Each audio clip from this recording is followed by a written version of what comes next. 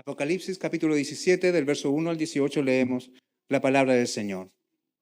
Dice así: Uno de los 7 ángeles que tenían las 7 copas vino y habló conmigo diciendo: Ven, te mostraré el juicio de la gran ramera que está sentada sobre muchas aguas. Con ellas los reyes de la tierra cometieron actos inmorales, y los moradores de la tierra fueron embriagados con el vino de su inmoralidad. Y me llevó en el espíritu a un desierto, y vi a una mujer sentada sobre una bestia escarlata, llena de nombres blasfemos, que tenía 10 cabezas y 10 cuernos. La mujer estaba vestida de púrpura y escarlata, y adornada con oro y piedras preciosas y perlas, y tenía en la mano una copa de oro llena de abominaciones y de las inmundicias de su inmoralidad. Y sobre su frente había un nombre escrito, un misterio: Babilonia la Grande, la madre de las rameras y de las abominaciones de la tierra.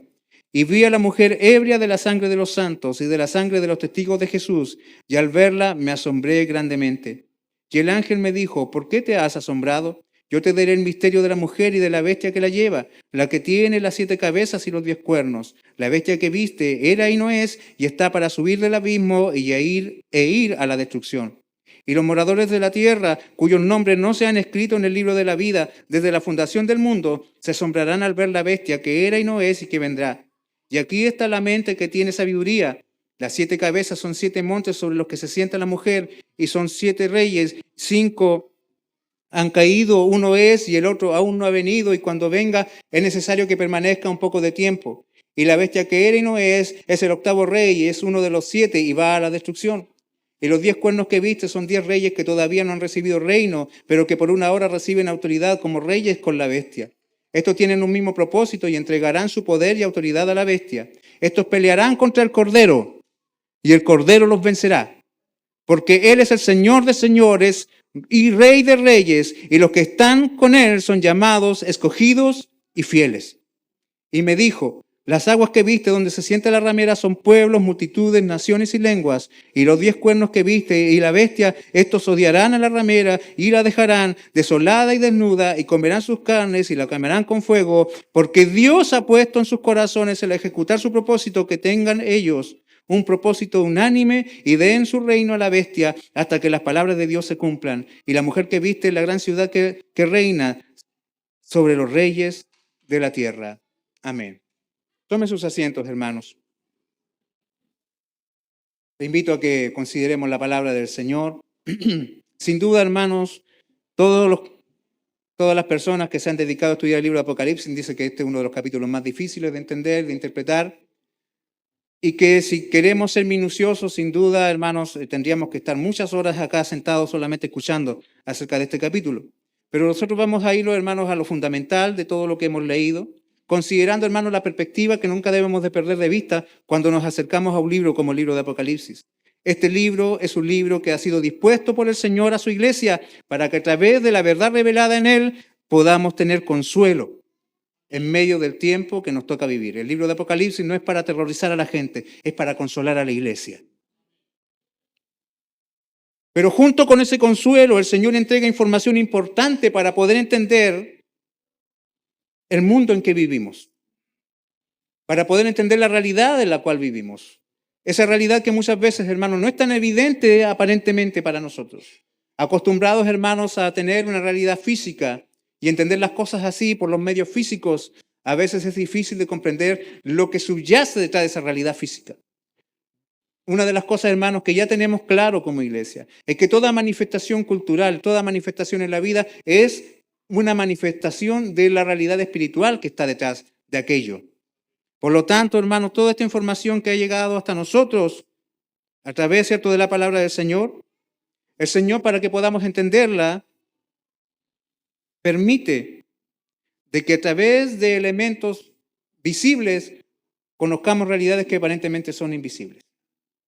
Y uno de los recursos que la Escritura constantemente usa es que asocia conceptos con ciertos elementos de la retórica para poder ser entendidos. Por ejemplo, personifica elementos abstractos para que nosotros podamos entender ciertas verdades. ¿Qué quiero decir con esto? Que si usted, por ejemplo, va al libro de Proverbios, se va a encontrar que cuando se habla de la sabiduría, a la sabiduría se la presenta como una mujer. Se usa el símbolo de una mujer para asociarlo a una idea, a un concepto, y a través de esto, ¿cierto?, poder tener el descanso, poder tener, ¿cierto?, el entendimiento suficiente para comprender esa verdad. Amén. Entonces, hermanos, acá estas ideas que parecen abstractas son personificadas, se le dan características humanas para que nosotros, hermanos, y la iglesia y a través de todo el tiempo pueda dimensionarlas en su realidad completa. Así que cuando nosotros llegamos, por ejemplo, al capítulo 12 del libro de Apocalipsis, allá, hermanos, se representa a través de una mujer, ¿se acuerdan? ¿A quién? A la iglesia. Una mujer vestida de blanco, radiante, maravillosa y especial. Es usada esa imagen para que nosotros podamos conocer la realidad de la iglesia en medio de este tiempo de gran oposición.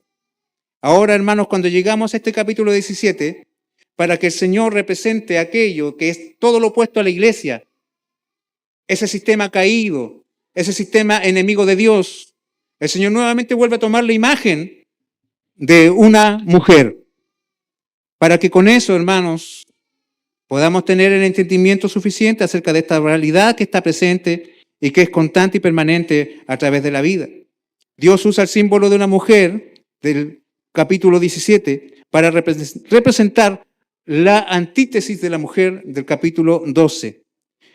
La iglesia es representada en la mujer del capítulo 12 y el mundo antidios es representado en la mujer del capítulo 17 que acabamos de leer.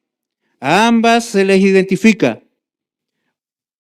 Una es la novia del Cordero, según Apocalipsis 21, y la otra es identificada aquí como la gran ramera. Después también se le da el nombre de ciudades. Una es la Nueva Jerusalén y la otra es la Gran Babilonia. Amén. Entonces lo que nosotros tenemos acá, hermanos, cuando empezamos a leer, una de las cosas fundamentales para poder no enredarnos en el texto ni confundirnos es entender este principio. Estas imágenes son símbolos de otra realidad, de una realidad presente, pero muchas veces invisible, al menos que nosotros la consideremos en base a lo que el Señor nos informa por su palabra. Con el capítulo 17, hermanos, inicia un nuevo ciclo de visiones que abarcan hasta el capítulo 19, donde se describe, hermanos, la derrota sistemática de los enemigos de Dios. La derrota de la bestia, del dragón escarlata, de la bestia del mar, de la bestia de la tierra, o sea, los poderes de este mundo, el falso profeta, Satanás. Y además, hermanos, la caída de la gran Babilonia. Todo eso está descrito, hermanos, comienza a informarse, a contar de este capítulo. ¿Qué quiere decirnos el Señor con esto? De que la victoria es total del Señor. Con todas las dificultades de la vida que la iglesia ha tenido que enfrentar, hay una realidad. Él vencerá a todos sus enemigos. Ahora, sin duda, esto nos lleva a un conflicto permanente en cada uno de nosotros. ¿Cómo podemos entender el poder del mal y su preeminencia en el mundo?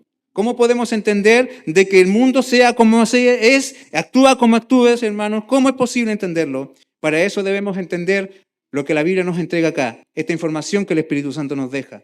Existe una Babilonia espiritual, una gran ramera, que es símbolo de esa humanidad caída que ha abrazado un sistema de vida que se opone a Dios, que no quiere obedecer a Dios. Esta forma de vida seduce, distrae a las personas, las separa de Dios. Pero no solamente debemos saber acerca de ella, quién es, cuál es su identidad, sino que también tenemos que saber cómo opera en el mundo y también necesitamos saber cuál es su destino dictado por Dios. Todo lo anterior es algo, hermanos, que a nosotros debe importarnos hoy. Nos debe importar. El capítulo 17, hermanos, no está hablándonos de una realidad futura, algo que en algún momento en el futuro vendrá, sino que nos está hablando de una realidad espiritual que ya está presente y que ha estado presente y activa desde el principio de la historia. Desde la caída misma, hermanos, ha estado activa y que sin duda su actividad se irá incrementando en la medida que el tiempo del fin se acerca. Hermanos, nosotros debemos saber que desde la primera venida del Señor a la segunda venida del Señor, las cosas han ido acelerando. Y debe ser cumplido todo. Y todo lo que vemos aquí, hermanos, justamente abarca ese periodo de tiempo. Para nosotros, hermanos, como iglesia, Apocalipsis 17 es una fuente de información fidedigna. Es información dada de Dios, por parte de Dios para que conozcamos, hermanos, el peligro que implica este mundo. Para que sepamos, hermanos, el carácter de esta mujer. Hermanos, y nos sirve como una advertencia al pueblo de Dios. similar a la que le da el padre al hijo allá en Proverbios capítulo 5, cuando le advierte acerca de la mujer extraña. Ten cuidado de la mujer extraña. Es seductora, tiene palabras dulces, pero si te dejas llevar por ella serás destruido. El Señor a la iglesia también, hermano, a través de esta información. Si usted se fija, esto está a continuación de las 7 copas de la ira. Como suele suceder, hermanos, cada vez que hay un ciclo de 7 sellos, 7 trompetas, después de las 7 copas, siempre hay un paréntesis con información adicional. Acá, hermanos, hay un llamado a la iglesia a que ponga atención acerca de dónde está viviendo, cuáles son los peligros de estar viviendo en este mundo aún para que no se distraiga. Hermanos, Jeremías 51, verso 45 y Apocalipsis 18, verso 4 hacen oír una fuerte advertencia al pueblo de Dios con respecto a Babilonia. ¿Qué dicen en ambos libros? Se dice al pueblo de Dios: salid de en medio de ella, pueblo mío. Salid en medio de ella. ¿Por qué? Porque la ira de Dios viene implacable contra ella. Este capítulo que hemos leído, hermanos, es un llamado a la iglesia de todos los tiempos a no sentirse cómoda en medio de un mundo que odia a Dios. Es un llamado urgente a la necesidad de ejercer discernimiento en las cosas de la vida. Es una exhortación a los creyentes, hermanos, a tener cuidado con las seducciones y engaños del mundo. ¿Por qué? Porque este mundo, hermanos, que a veces amamos tanto y deseamos tanto, será destruido por la ira de Dios. Y nuestros corazones muchas veces neciamente van detrás de las mismas cosas que siguen los que odian a Dios. Por lo tanto, consideremos, hermanos, lo que hemos leído en esta mañana y lo que vamos a ir revisando, hermanos, de una manera detallada, si es posible. El Señor quiere protegernos. Cualquiera que se asocia con Babilonia va a sufrir consecuencias terribles. El Señor quiere proteger a la iglesia de la influencia corruptora que caracteriza a Babilonia. Ante lo cual urge, hermanos, de parte de la iglesia una pronta respuesta de obediencia, de fe, recordando, hermanos, que la justicia de Dios está en marcha, de que el plan de Dios no se va a detener y que su soberanía ha determinado un destino para los que se han dejado seducir por esta mujer pecadora. Amado hermano, tú has sido llamado a ser la novia del Cordero, no a ser parte de Babilonia. Ten cuidado. Este mundo procura verse bien, procura verse atractivo, bien ataviado, para atraer, para seducir a los hombres a la destrucción. Pero como iglesia somos llamados a mantenernos sobrios, pues el día de la boda está cercano y cada uno de nosotros debe ser hallado fiel.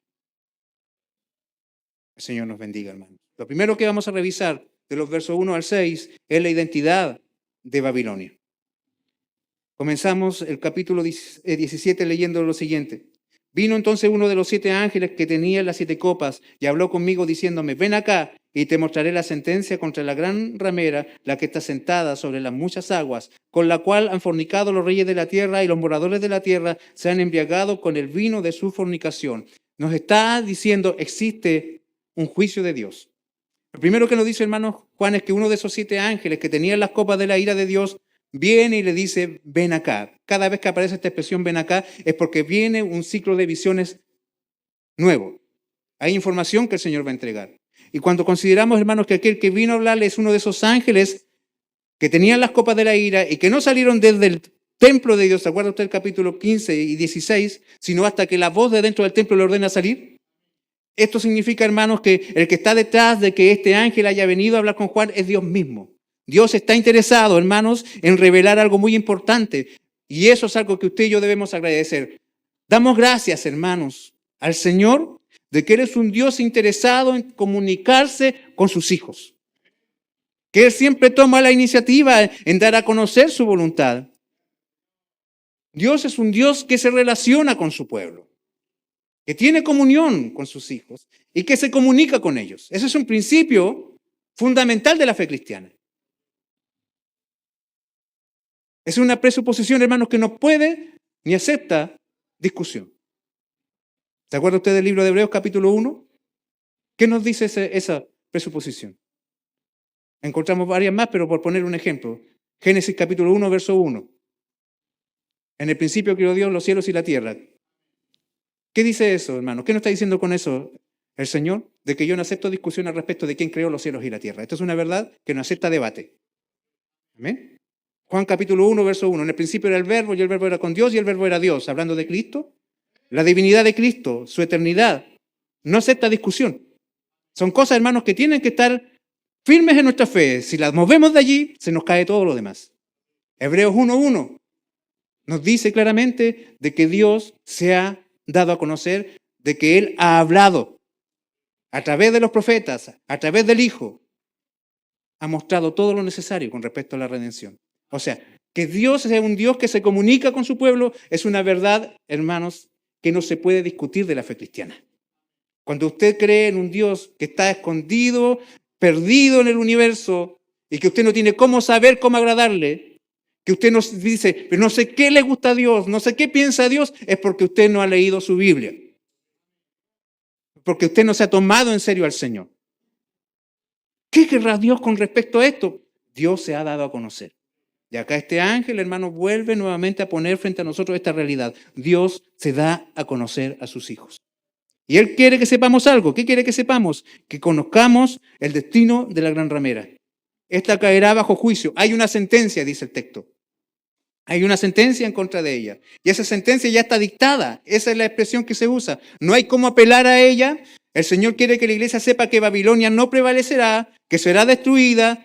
Y Juan, hermano, nuevamente toma el lenguaje del Antiguo Testamento. Recuerda usted que siempre el Apocalipsis hace mención al Antiguo Testamento de forma constante. Y toma, hermanos, acá palabras que aparecen en el libro de Jeremías, capítulo 51, versos 2 y 13, donde dice: levantad banderas sobre los muros de Babilonia, reforzad la guardia y poner centinelas, disponer celadas, porque deliberó Jehová y aún pondrá en efecto lo que ha dicho contra los moradores de Babilonia. Tú, la que moras entre muchas aguas. ¿Se fija? ¿Dónde está sentada la mujer? Sobre las muchas aguas.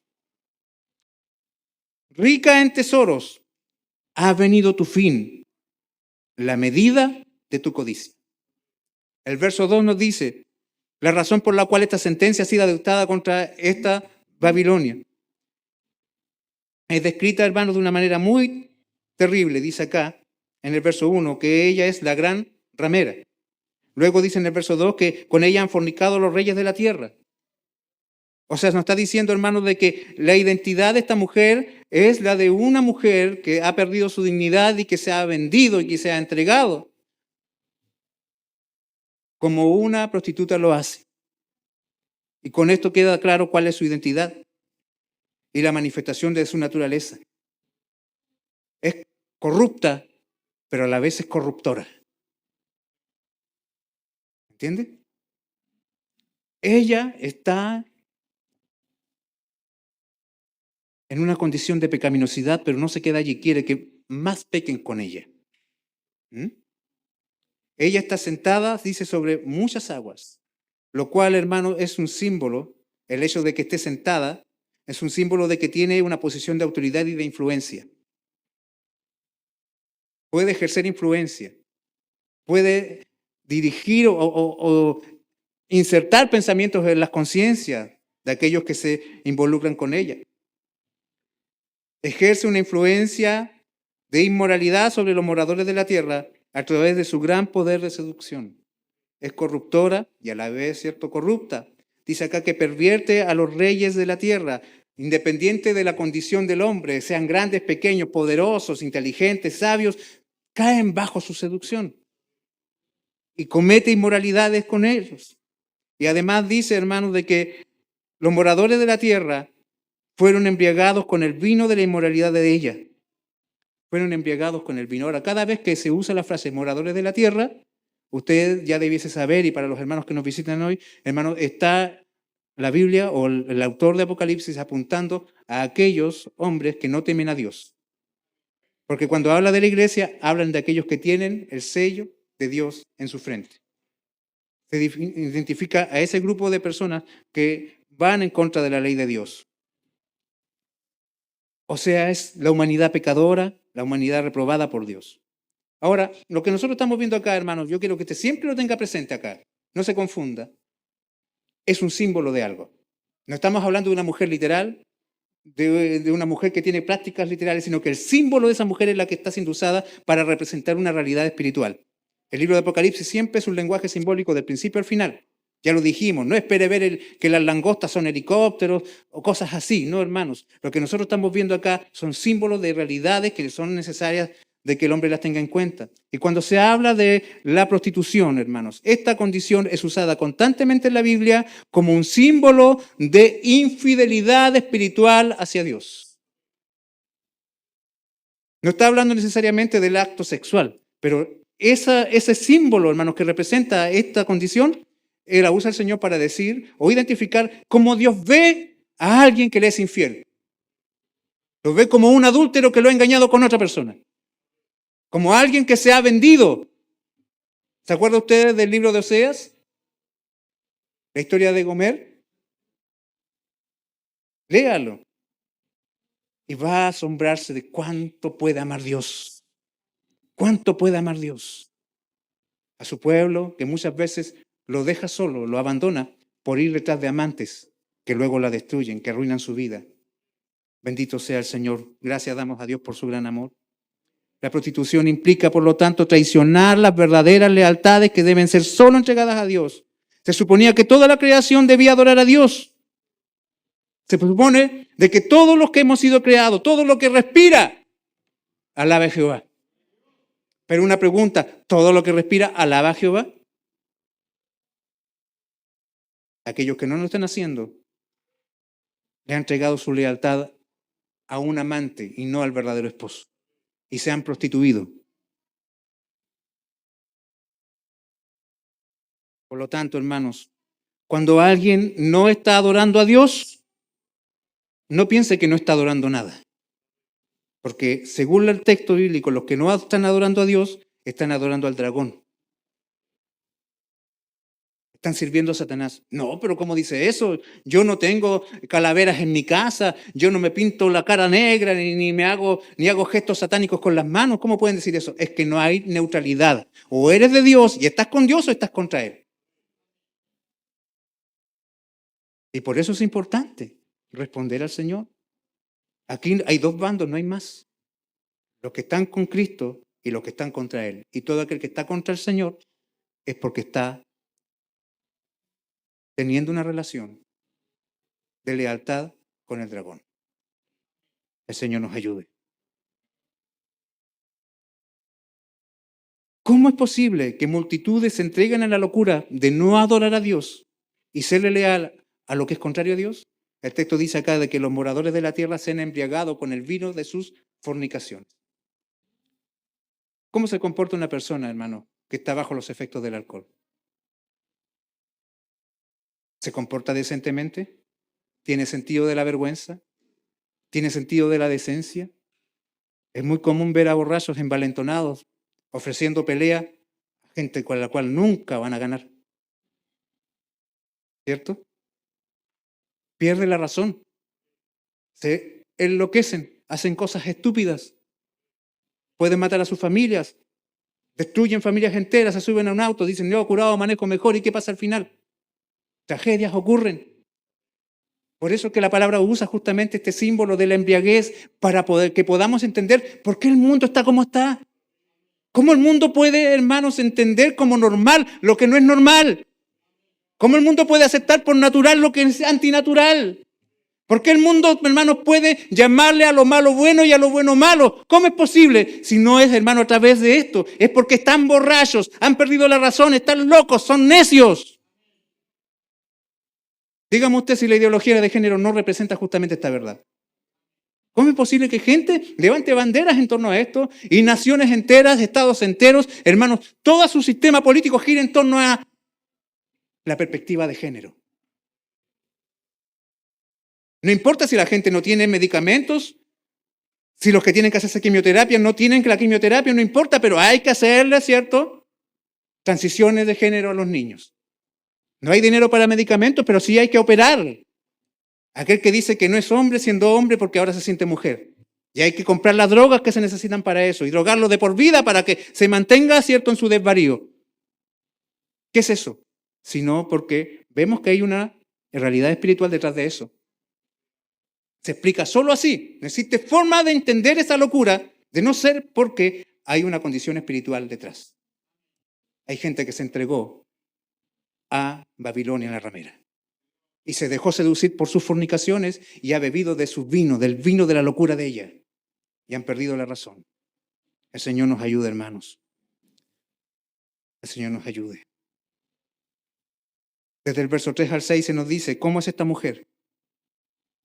Se nos dice dice allí en el verso 3, y me llevó en el espíritu al desierto, y vi una mujer sentada sobre una bestia escarlata, llena de nombres de blasfemia, que tenían 7 cabezas y 10 cuernos. ¿Qué está diciéndonos acá? Que esta mujer no actúa sola, ella le sirve a la bestia del capítulo 13, que surgía desde las aguas.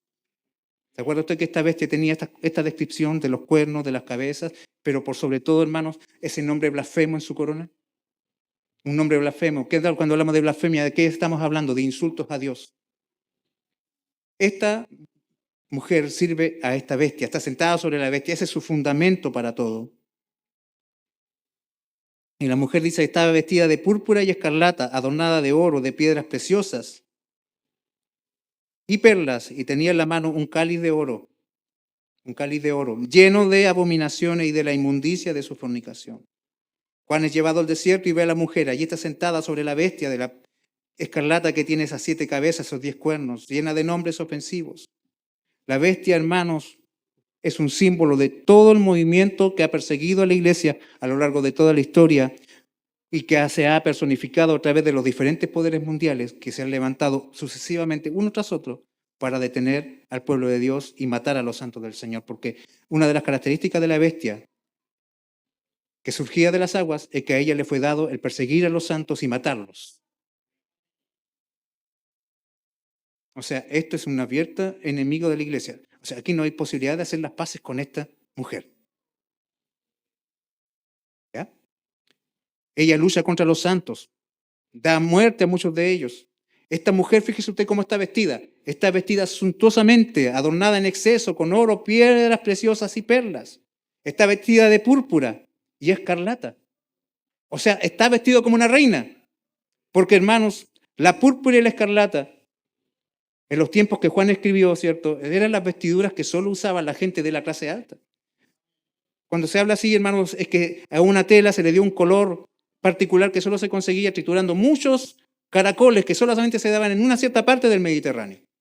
Al triturar esos caracoles se seguía un color que era entre morado y rojo y que solamente, hermanos, podían darse el lujo de vestirse así la gente que tenía mucho dinero, porque era muy caro poder conseguir unos cuantos gramos de púrpura. Tanto fue, hermanos, que en el tiempo de los romanos los césares dijeron, el color del imperio es el púrpura. Los césares nos identificaremos con ese color. Por eso, hermanos, cuando al Señor lo quisieron humillar, ¿se acuerda? Allá en el pretorio, tomaron una manta, ¿cierto? Un manto de color púrpura para reírse de él.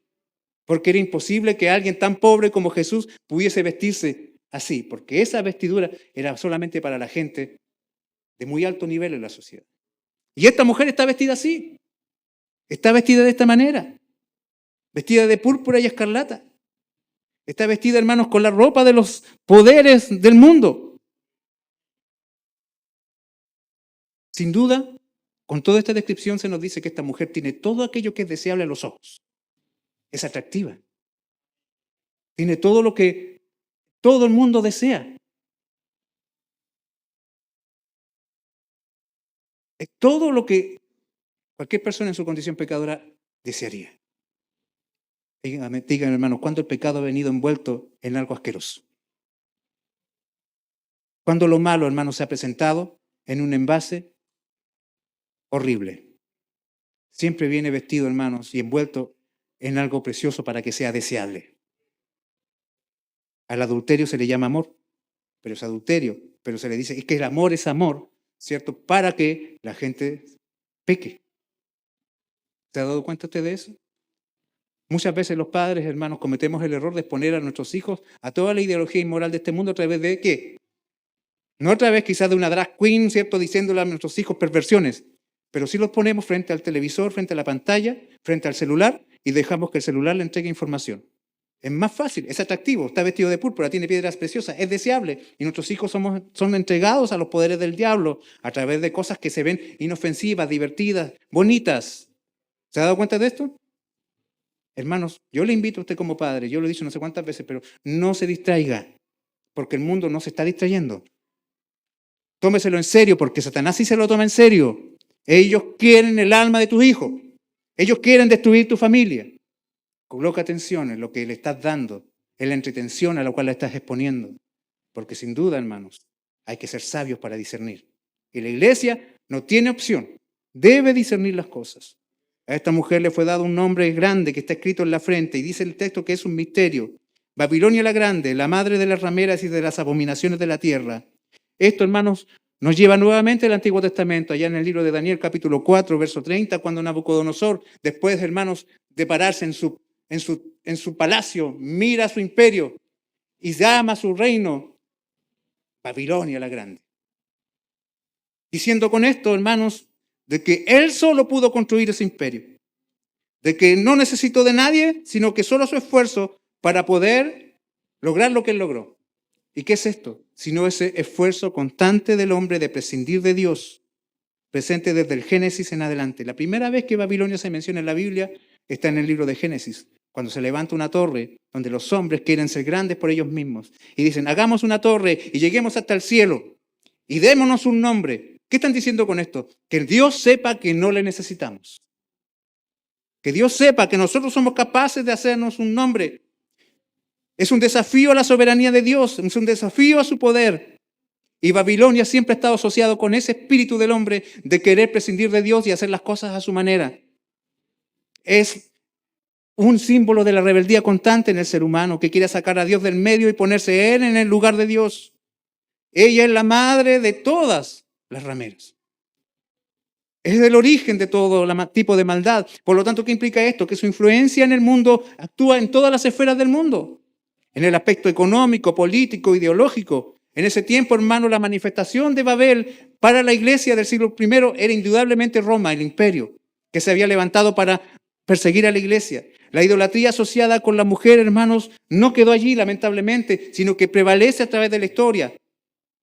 Prevalece a través de la historia y el espíritu de Babilonia sigue presente en nuestro tiempo. Los hombres quieren anular a Dios, quieren sacar a Dios, hermanos, de sus vidas.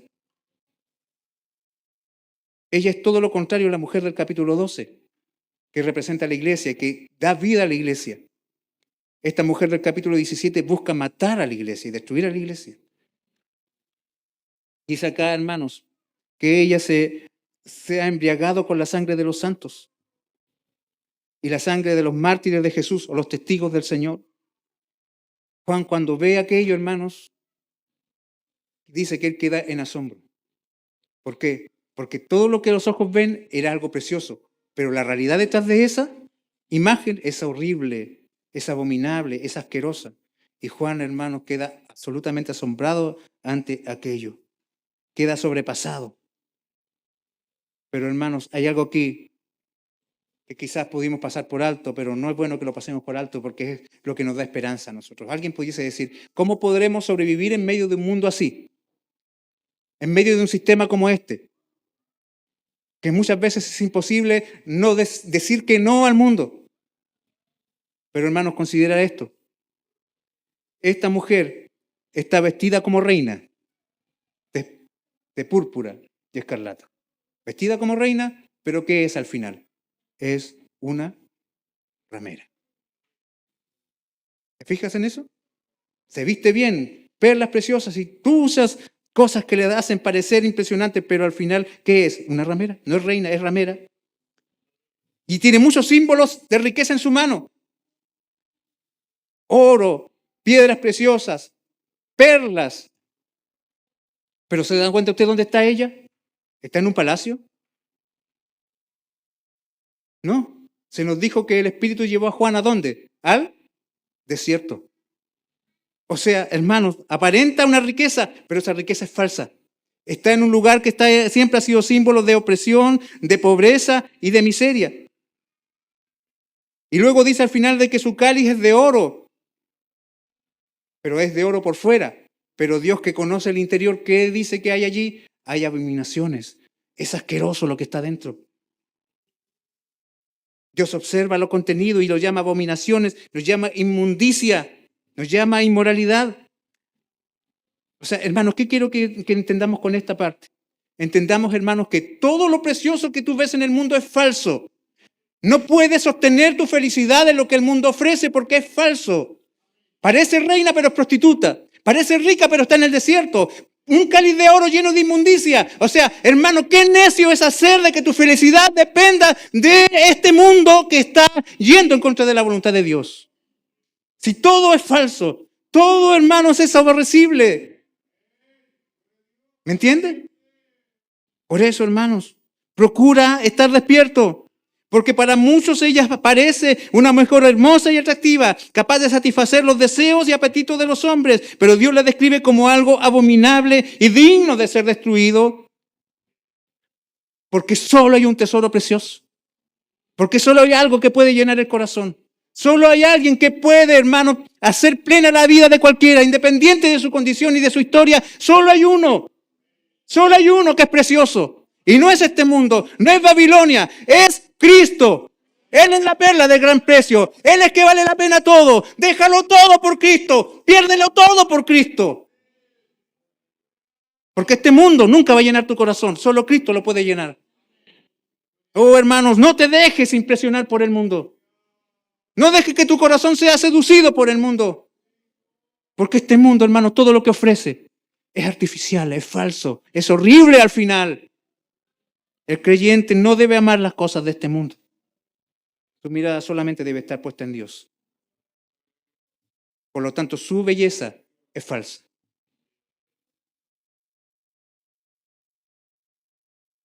Es como, hermano, no sé si usted ha visto esos videos de esas personas que aparecen maquillándose, o sea, quitándose el maquillaje. Yo creo que muchos lo siguen y algunos se quedan minutos viendo cómo se saca el maquillaje. Y al final, ¿cuál es el resultado? Que lo que había detrás del maquillaje es completamente falso. Oiga, sígueme usted, si este mundo no funciona en base a lo falso. A veces usted conoce a una persona, la vio en su Instagram, la vio en su Facebook y después la conoce en la verdad.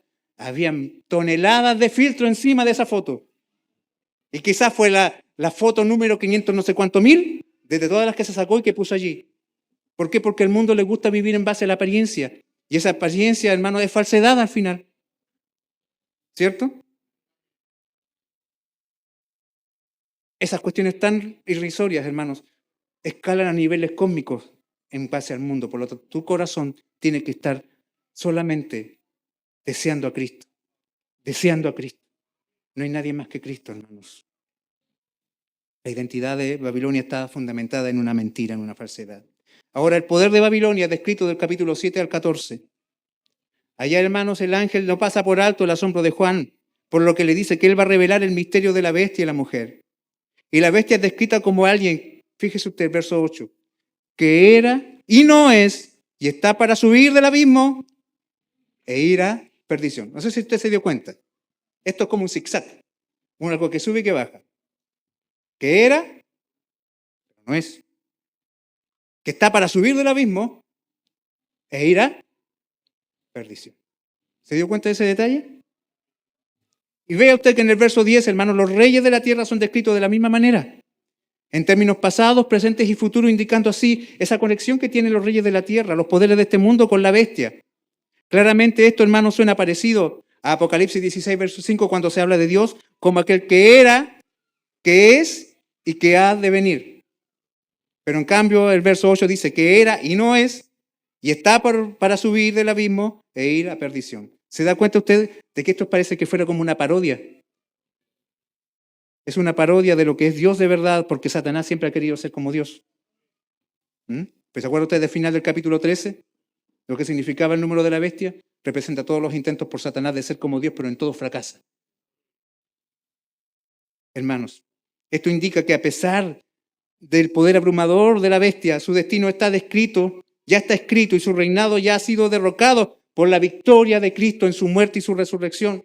Es una bestia, hermanos, encadenada y condenada. Encadenada todavía se puede mover, pero no puede ir más allá hasta donde le está permitido por Dios.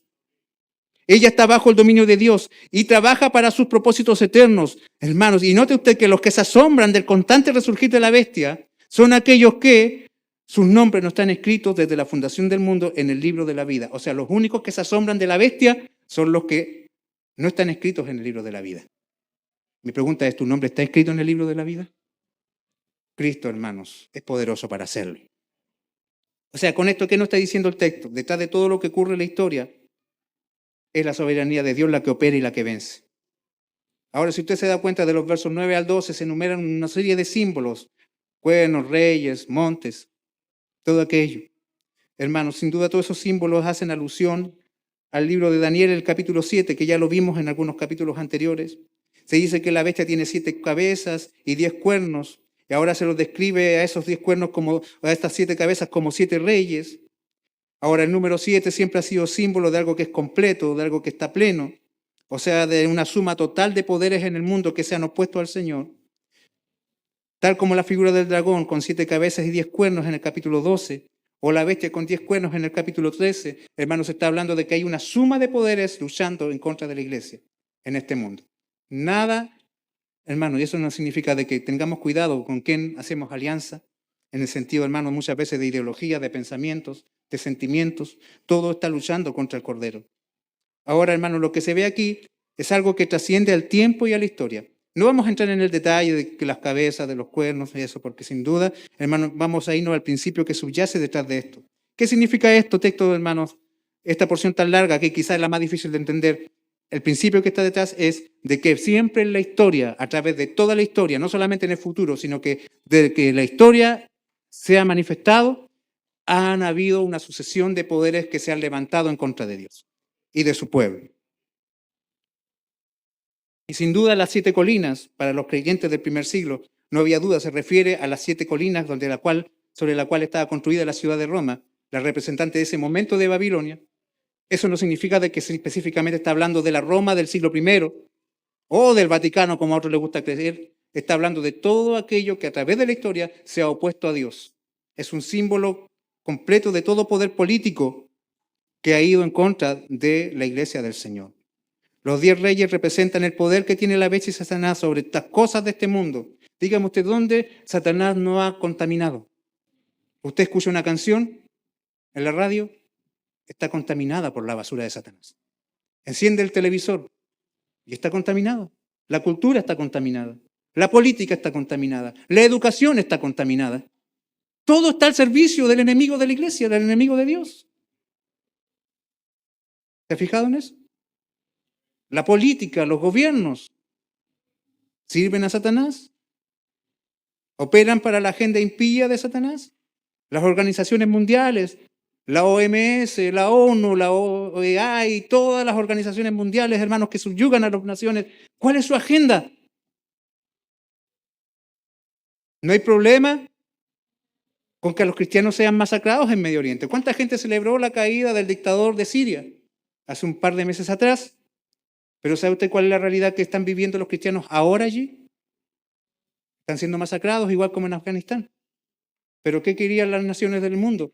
No le importa si es un dictador de allá, de acá. Lo que les importa es luchar contra el Cordero y contra su iglesia. Hay una agenda perversa en marcha y se manifiesta de muchas maneras. Por lo tanto, hermanos, nosotros nunca les rindamos lealtad a nada de este mundo. Nuestra primera lealtad es Cristo y después de esa lealtad se subordinan todas las demás. Estos textos, hermanos, abarcan todos los gobiernos y poderes opositores contra la iglesia a través de toda la historia. El significado general está en que detrás de este lenguaje profético es que durante toda la historia, desde la primera a la segunda venida del Señor, siempre habrá un constante surgir de poderes enemigos del Señor y de su iglesia. Subirá un rey, caerá, pero después de ese rey se levantará otro y así será hasta el final. Por eso que hay cabezas que tienen reino o reyes que tienen reino y otros que no. Hay gente que se dice, se tratará de César tanto, de Galba, de Domiciano y los emperadores romanos. Hermanos, pudiésemos caer en esa menudencia, pero lo que está detrás de toda verdad es que, hermanos, desde Babilonia hasta la Unión Soviética, no ha faltado en la historia un poder que se haya opuesto a la iglesia. Desde Egipto y el faraón hasta el progresismo actual, siempre la iglesia ha tenido enemigos. Y eso es lo que nos están enseñando estos textos, hermanos. Todos son instrumentos de la bestia y luchan contra el Señor. Pero todos tienen el mismo fin. ¿Se fijó el que era, que no es, que subirá del abismo para ir a destrucción? El destino de todos ellos es el mismo. Caerán. Stalin cayó, Mao cayó, el César cayó, el faraón cayó, Nabucodonosor cayó. Todos, Herodes cayó. El otro Herodes fue comido por gusanos. Ninguno prevaleció. ¿Por qué? Porque la victoria final es del Cordero. Y vea ustedes ya al final, hermanos, del verso 12 dice, de que todos ellos recibirán autoridad como reyes juntamente con la bestia. Ellos recibirán autoridad como reyes justamente con la bestia. Note usted esto, ellos recibirán autoridad. El poder que ellos tienen es un poder temporal y es un poder delegado. No pueden ir más allá de donde Dios se lo permite y no hay ningún mal que sea eterno. Podrán hacer mucho daño, pero no pueden hacer más daño de lo que Dios les permite hacer. Bendito sea el Señor. Y gloria a Dios por esto, porque la maldad tiene vencimiento. La maldad no será eterna. Tendrá un día en que ya no existirá más. Gloria a Dios, hermanos, por este Dios lleno de misericordia y poder, que limita a nuestros enemigos con su poder. Esto nos da paz, hermanos, porque si algo pasa, es lo que Dios permite que pase. Y nada sucede sin que Dios lo haya permitido. ¿Me entiende? Todo lo que nos pasa ha sido permitido por Dios y nunca nos pasará algo que Dios no haya permitido. Y esto es algo que nos puede dar consuelo. Los diferentes reinos han existido a través de la historia, pero cada uno de ellos tiene un mismo propósito. Entregarán su poder y su autoridad a la bestia, verso 14, y pelearán contra el Cordero. Pelearán contra el Cordero. Pero ¿qué sucederá? El Cordero los vencerá. El Cordero los vencerá. Y ve usted cómo los vence. Quizás si hubiese dicho, y el rey los vencerá. El guerrero los vencerá. ¿Pero quién es el que los vence? El Cordero. ¿Y qué es el Cordero, hermanos? Es un símbolo de sacrificio. Es el símbolo, hermanos, que apunta constantemente a la muerte de Jesús. ¿Me está entendiendo, hermanos? ¿Cómo los vence Cristo? A sus enemigos. Los vence, hermanos, con su muerte. Oiga, no sé si hay algo difícil acá de entender. En las películas los que ganan son aquellos que quedan vivos hasta el final. Los reyes que matan a todos sus enemigos. En cambio acá, hermanos, Cristo vence a sus enemigos muriendo Él. O sea, Cristo es tan poderoso, hermanos, tan poderoso que hasta muriendo gana. Bendito sea el Señor. Cristo los vence con su muerte, con el Cordero, hermanos. Es una alusión directa a su obra redentora, a su sacrificio, a su muerte expiatoria por su pueblo. Hermanos, no sé si antes usted se acuerda que cantábamos, ¿cierto? Hay victoria en la sangre de Jesús. ¿Y qué entendíamos por la sangre de Jesús? Muchas veces pensamos que era una especie de amuleto. Pero lo que es la sangre de Jesús, hermanos, es el sacrificio de Jesús. Hay victoria en el hecho de que Cristo murió por mí. Satanás no puede hacerme daño, no puede llevarme al infierno. ¿Por qué? Porque Cristo murió por mí. Esa es la seguridad, hermanos, y es un hecho que ya consumado, es una realidad absoluta. Cristo murió por ti y por eso Satanás no te puede derrotar. Lucharán contra el Cordero y el Cordero los vencerá. El Cordero los vencerá. Es tan poderoso el Cordero. En la cruz, hermanos, la serpiente recibió el golpe mortal en la cabeza que había sido profetizado en Génesis 3:15. En la cruz, hermanos. En la cruz, alguien diría, pero sería la resurrección. No, fue en la cruz. Cristo, cuando murió, derrotó a Satanás y su poder para siempre. Bendito sea el Señor. Él es el Cordero que muere y también es el soberano y poderoso Rey, que está por sobre todo Rey y todo poder en la historia, porque Él es llamado también el Rey de Reyes y Señor de Señores. ¿Qué significa esto? Él tiene un poder soberano, Él está por sobre todo y todo lo que ha ocurrido conforme a su llamamiento eficaz, a su elección, hermanos, a que Él hace perseverar a su iglesia. Hermanos, ¿se acuerda usted del capítulo 13, verso 4? Cuando las multitudes que aclamaban a la bestia preguntaban, ¿quién puede contra la bestia? La respuesta a esa pregunta la tenemos aquí.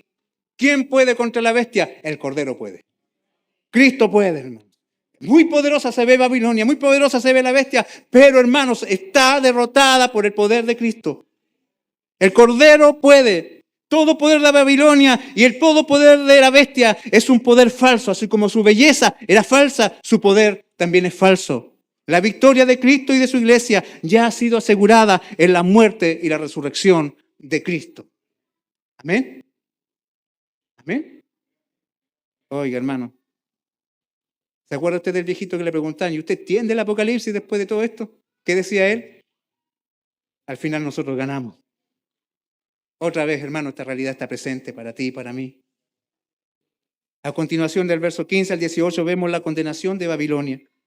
A continuación el ángel dice a Juan, las aguas que has visto donde la ramera se sienta son pueblos, muchedumbres, naciones y lenguas.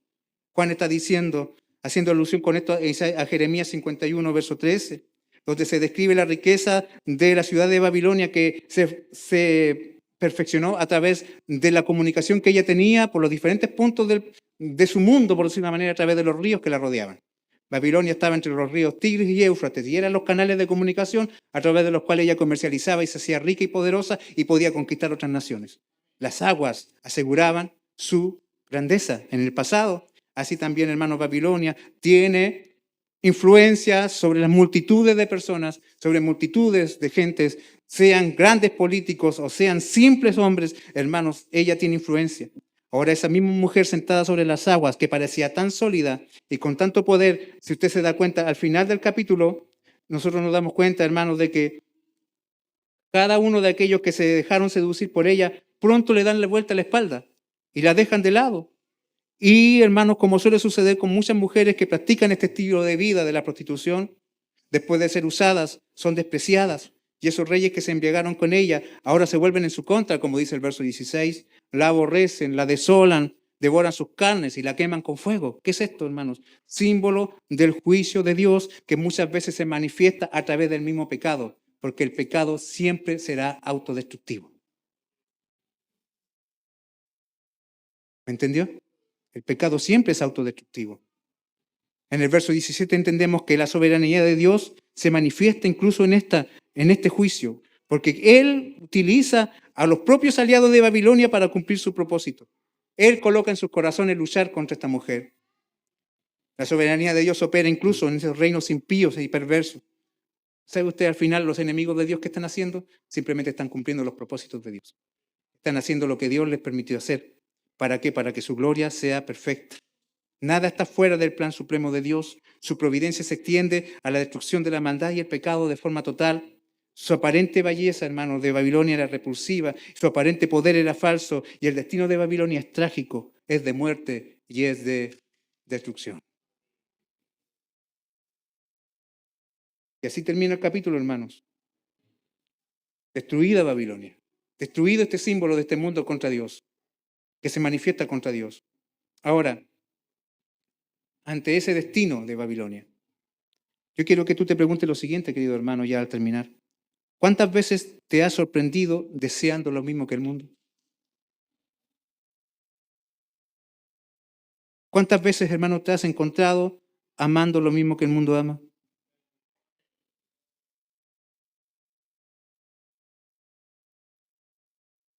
No sé si alguien aquí lo ha hecho, hermano, pero todo Chillán corre a la fiesta de la longaniza.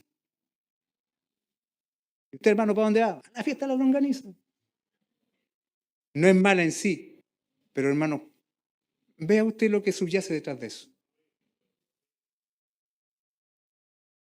¿Por qué no fue a Monterrey mejor?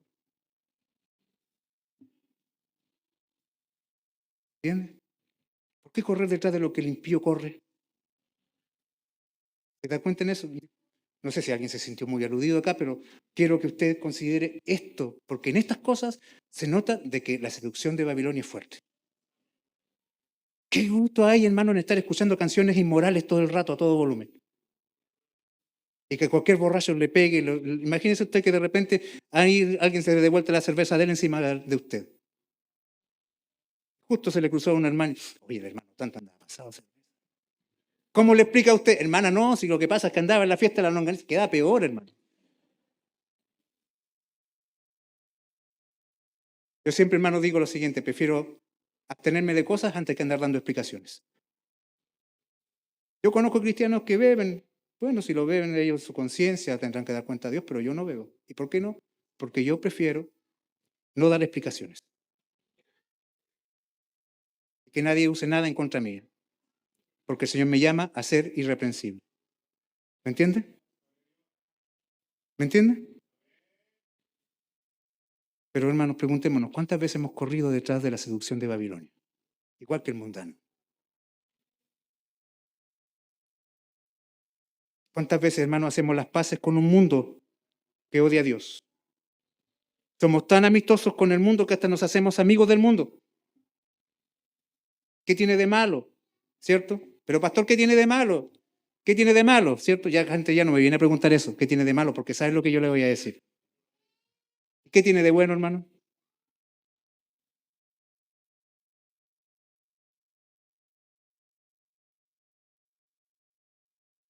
Atendamos la advertencia de Santiago capítulo 4, verso 4. ¡Oh, almas adúlteras! ¿Se fija ahí el efecto de la ramera? El adulterio. ¡Oh, almas adúlteras! ¿No sabéis que la amistad del mundo es enemistad contra Dios? Cualquiera, pues, que quiera ser amigo del mundo, se constituye enemigo de Dios. ¿Te da cuenta del peligro, hermano, de hacer concesiones con el mundo? Con un mundo condenado, con un mundo que va a la destrucción. Que, hermanos, somos llamados a vivir en santidad. Que somos llamados, hermanos, a apartarnos. Salir de en medio de ella, pueblo mío. Vamos a entrar luego a eso de una forma más profunda. Hermano, estas páginas fueron dejadas por el Espíritu Santo para que entendamos que es imposible estar bien con Dios y el mundo al mismo tiempo. La forma, hermanos, en que ha sido descrita Babilonia es justamente para que nosotros entendamos de que puede verse muy bien, pero que somos llamados a aborrecerlo, lo que ella ofrece. Hay ofertas, hermanos, que el mundo hace que pareciera que no son malas en sí mismas, pero al final no todo nos conviene. No todo nos conviene. Hermanos, debemos esforzarnos por rechazar aquello que a veces pareciera ser oportunidades provechosas. Pero considera esto, nunca el pecado vendrá envuelto en algo feo. Babilonia está vestida de púrpura, ataviada de oro, plata, piedras preciosas y perlas. ¿Qué le faltó? Nada, pero ¿sabes tú que al final, debajo de todo ese disfraz, hay algo asqueroso que Dios aborrece? Hermanos, cosas importantes están en juego. Cristo es todo para nosotros. Pero ¿sabes tú? El mundo no dejará de competir con Cristo por nosotros. Nos intentará hacer creer de que podemos encontrar la felicidad fuera de Cristo. De que podemos ser plenos sin Cristo o con Cristo y algo más. Que al final es lo mismo. Pero hermanos, considera esto. Tú estás llamado a ser como la novia del Cordero.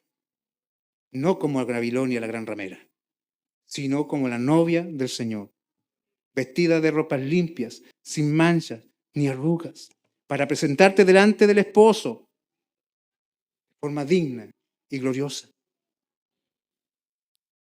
Delante de Jesucristo, nuestro Señor, que con su muerte selló su unión con nosotros. Que aquel que con su muerte demostró cuánto nos ama, ¿no será Él digno de toda nuestra fidelidad? ¿Por qué coquetear con el mundo si Cristo dio su vida por nosotros? Vea usted lo que hacía la mujer. Ella deseaba matar a los hijos de Dios. Hermano, Cristo murió por los hijos de Dios. ¿Dónde debe estar nuestra lealtad?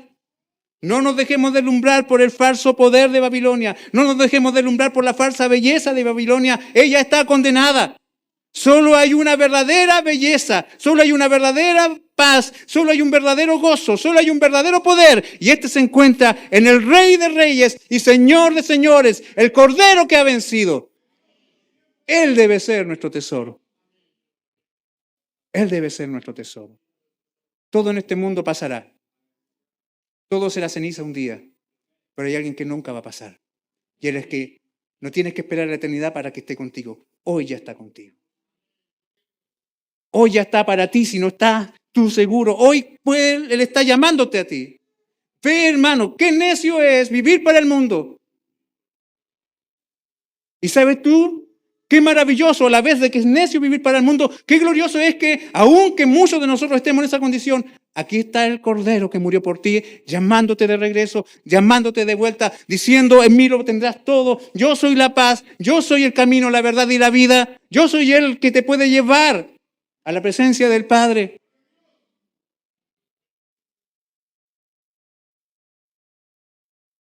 Una de las cosas más maravillosas de Osea fue que él fue capaz de perdonar a su esposa muchas veces. Y es más, fue a buscarla allá donde estaba en ruinas, hermanos. Y la vistió como su esposa. ¿Cuántos hombres pasaron por ella? ¿Y qué dijo él? Te volverás a ser mi esposa. Y la limpió y la vistió y la llevó a su casa. Y hasta tuvo hijos con ella. Y al final, hermanos, el Señor, ¿qué nos está diciendo con esto? El Señor sabe de dónde venimos, hermano. Y más que de dónde venimos, el Señor sabe qué somos. Pero aún así Él tiene poder para hacer nuevas todas las cosas. Amén. Así que considera esto. No hay nada más tonto que vivir para un mundo condenado. Y no hay nada más glorioso que vivir para Cristo que ha vencido. Oremos al Señor.